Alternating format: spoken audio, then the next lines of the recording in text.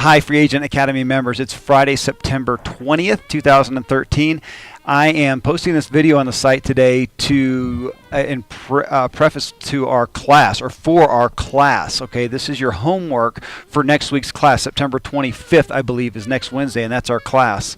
And this is somewhat of a continuation of what our class was this week. So if you are languishing with your idea or in a business that you're already working on right now, there's a good chance that this is a big part of your issue. All right.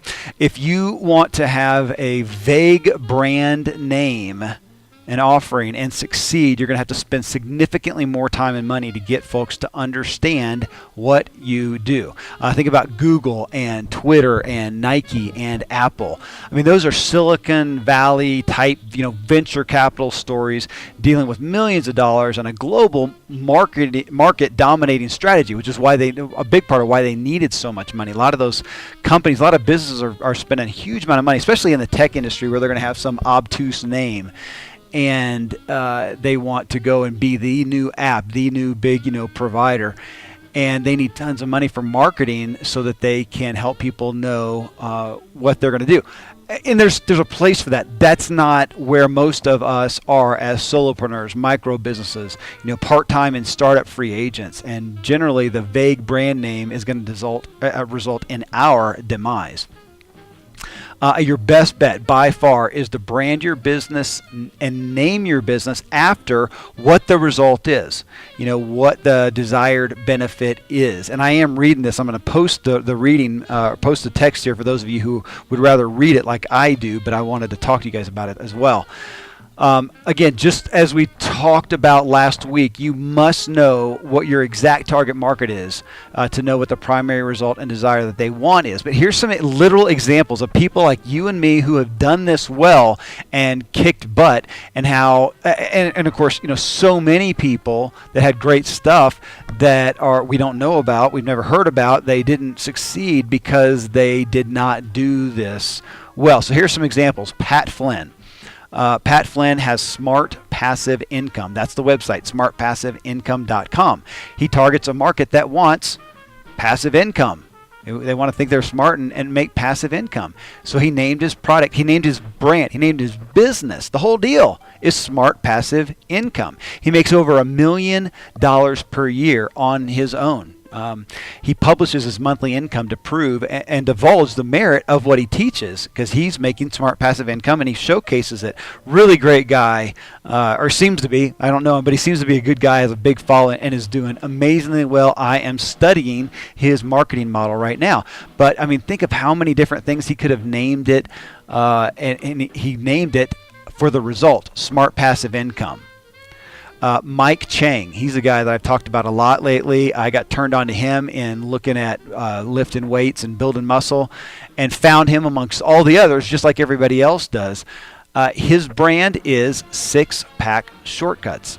Six Pack. And it's sixpackshortcuts.com. Everything that he does. He targets a market that wants six-pack abs. Now, interestingly, the way that he does that, or his primary tool or vehicle, okay, it is this afterburn effect, where it's really superset workouts. It's nothing new, but he said this is how you can gain muscle and burn weight, and why doing them in intense workouts helps you gain weight. So he could have called it the afterburn effect. Most people would have done that.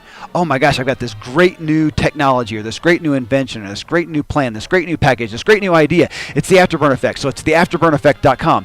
Nobody wants an afterburn effect. They want the results of the afterburn effect, which is a six-pack.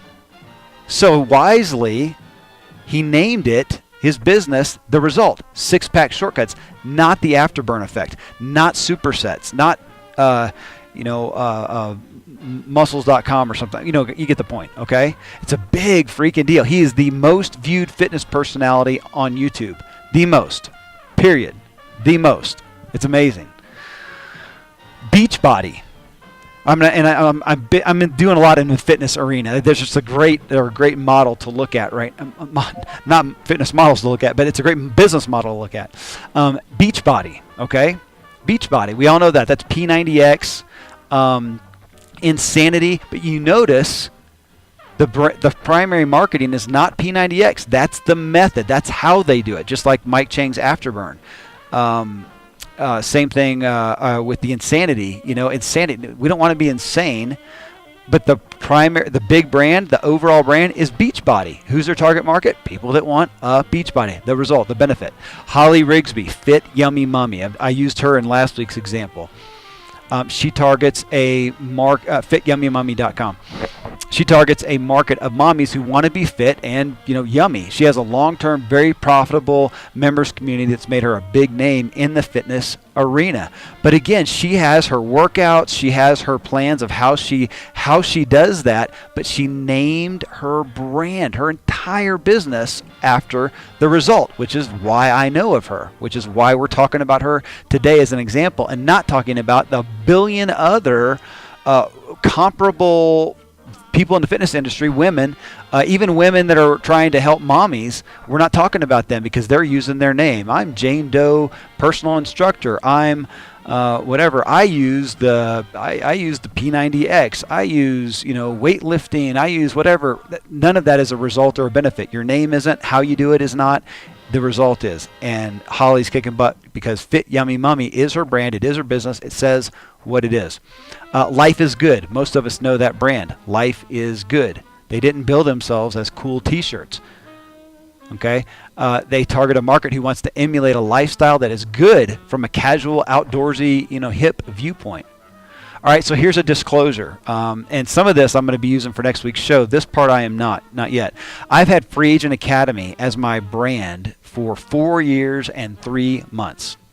I will retain that brand for the membership community, maybe forever, long term. I mean, that's a good brand. And I have put enough into it. I don't want to leave the free agent aspect of it. That does work. But regarding the topic here, Free Agent Academy does not fit the bill. An academy is not something people want to aspire to. It's not a benefit or a result. Now, obviously, Free Agent is, but Free Agent Academy, okay? Mike Chang, he would have Six-Pack Academy. He could have done that. We don't want to aspire to Academy. Six-Pack Shortcuts. Oh, shortcuts. That we like, right? Okay, so I am in 60 days-ish. The primary brand, the lead dog for me, for what I'm doing here with this new platform, will become Free Agent Uprising. Free Agent Uprising. My target market wants the result and benefit of being free, of being a free agent, and they want to rise up and do something different, do something significant, right? Now, self-employment and personal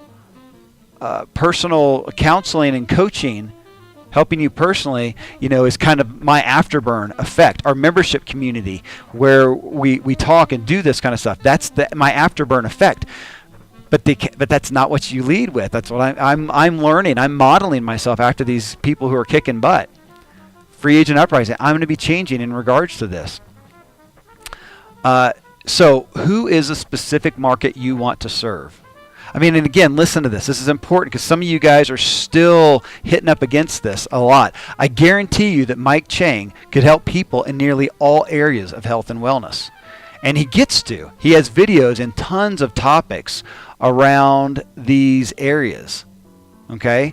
But he gets the opportunity to do that, to impact people in a lot of areas, in a lot of areas of health and wellness. And he's rich and famous because he nailed the desires of a specific target market with six-pack shortcuts. Who wants six-pack abs? That's what he went after. So go through our brand course. If we've got why, what, and how. In the how is the brand course. And go through the business brand. Now, I mean, overall, you need to go through the personal brand too, but go through the business brand. Review some of that between now, if you want to, between now and Wednesday, if you're not clear on your target market. And I mean narrowed down target market to one individual. This is so difficult.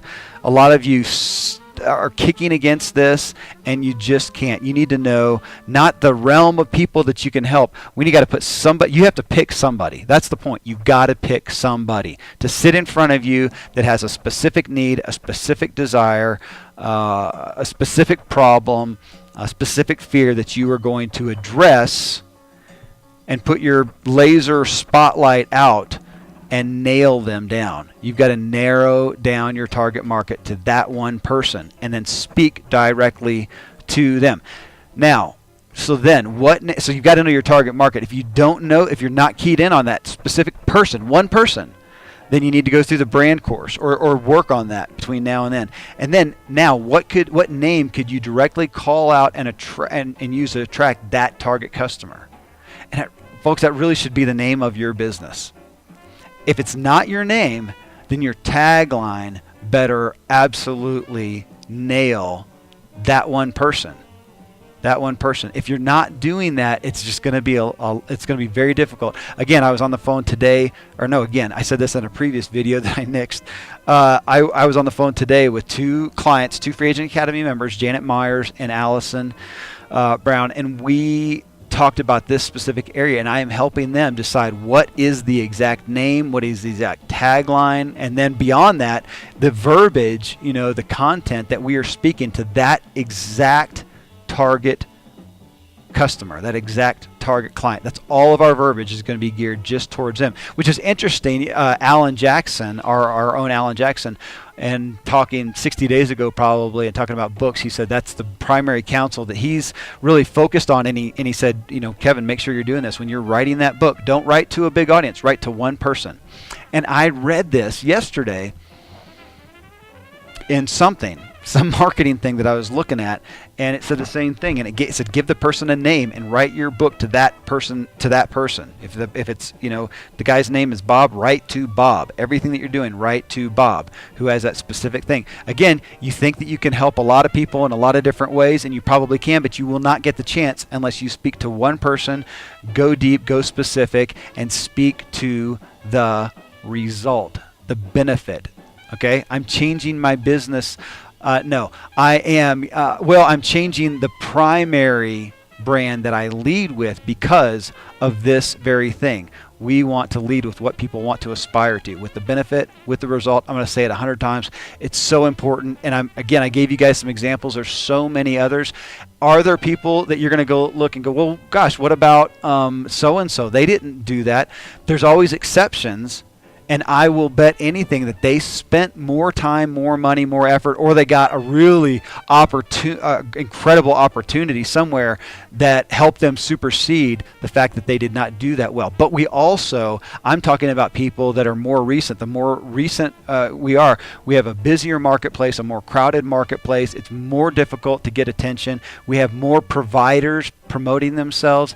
It's more important than ever that we speak directly to the benefit, the result. So between now and next Wednesday, I am asking you to think through this and give some thoughts. Ask a question if you need to, or state what you think it might be, and let's give you some feedback on if that's nailing it or not. Okay? All right. Hey, thanks. Have a wonderful weekend.